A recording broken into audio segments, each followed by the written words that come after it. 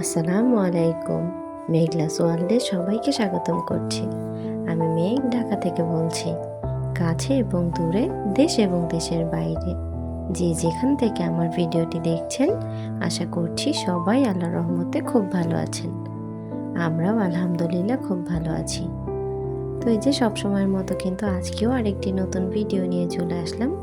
আশা করছি প্রতিদিনের মতো আজকের ভিডিওটা আমার আপু ভাইয়া আঙ্কেল আন্টিদের কাছে খুব ভালো লাগবে। তো যাই হোক, সবসময় তো ব্লগ ভিডিও করি, আজকে কিন্তু একদম রেসিপি আকারে একটা ভিডিও শেয়ার করছি। তো আমার আপু ভাইয়ারা তো বুঝতে পেরেছেন আমি কালাভুনা রান্না করব। তো এটা একটা মিক্স প্যাকেট ছিল, রেডিমেড প্যাকেট।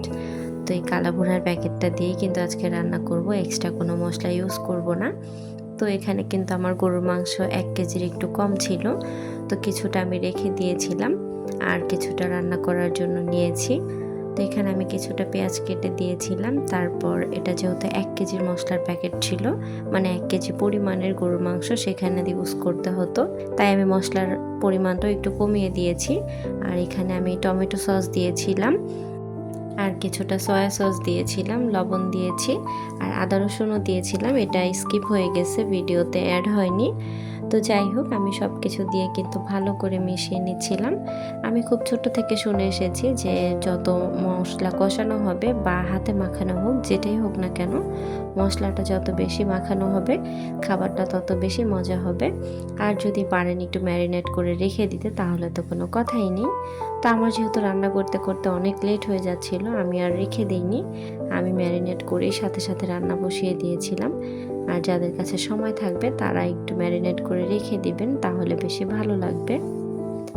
তো যাই হোক, আমি কি কি দিয়েছি সেটা তো বললাম, আমি কিভাবে রান্না করছি সেটা তো সবাই দেখতে পাচ্ছেন। তো আমার অনেক আপু ভাইয়ারা আছেন, তারা বলেন যে আমার রান্না নাকি ভালো লাগে দেখতে। তো আমি আসলে তেমন কোনো ঝামেলার রান্না করি না, কত শর্টকাটে রান্না করা যায় সেটা আমি দেখি, যে যত তাড়াতাড়ি রান্নাটা শেষ করা যাবে। কিন্তু তাই বলে যে খারাপ রান্না করি তা কিন্তু না, রান্না কিন্তু খুব মজা হয়। তো সেটা আমি বলি না, আমার হাজব্যান্ডও বলে। তো যাই হোক, আমি এদিকে কিন্তু মশলা দিয়ে ভালো করে কষিয়ে নিচ্ছিলাম। এখানে আমি আগে থেকেই তেল দিয়েছিলাম। আর হ্যাঁ, ভুলে গিয়েছি, আমি যখন মশলাটা মাখাচ্ছিলাম, ম্যারিনেট করছিলাম, তখন কিন্তু আমি 1 কাপের মতো তেল দিয়েছিলাম। মশলা ম্যারিনেট করার সময় একটু তেল দিলে ভালো হয়। তারপর আবার অল্প একটু তেল দিয়ে কষিয়ে নিচ্ছিলাম আমি।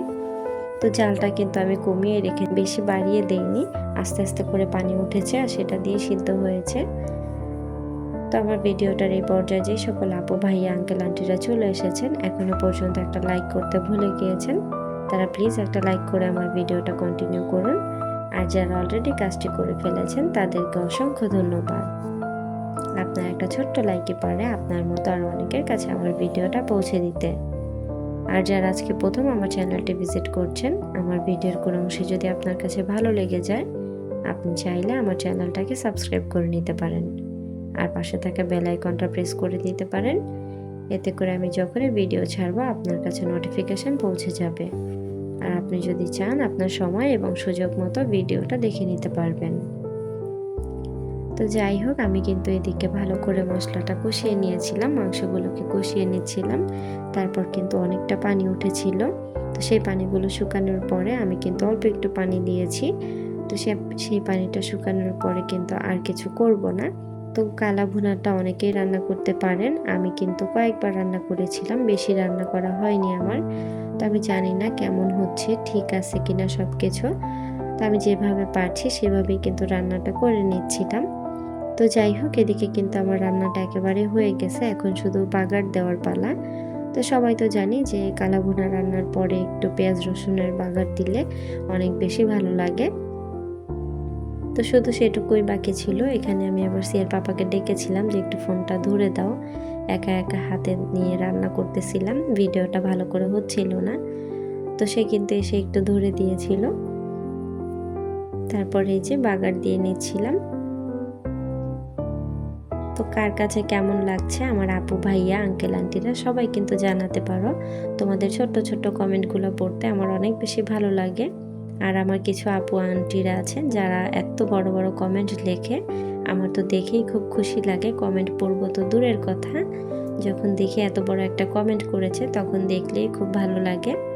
আর যখন কমেন্ট পড়ে ফেলি তখন তো মাশাআল্লাহ আর কি বলবো, এত সুন্দর করে গুছিয়ে আমার আপু আন্টিরা আমাকে কমেন্ট করে, আমার খুব ভালো লাগে। তো আপনাদের মতামতটা আপনারা সবসময় আমাকে জানাবেন, ভালো লাগা খারাপ লাগা, তাহলে আমি আমার ভুল কোনটা সঠিক কোনটা বুঝতে পারবো। তো যাই হোক, অনেক বেশি পটর পটর করতে করতে কিন্তু রান্না শেষ করে নিয়েছিলাম।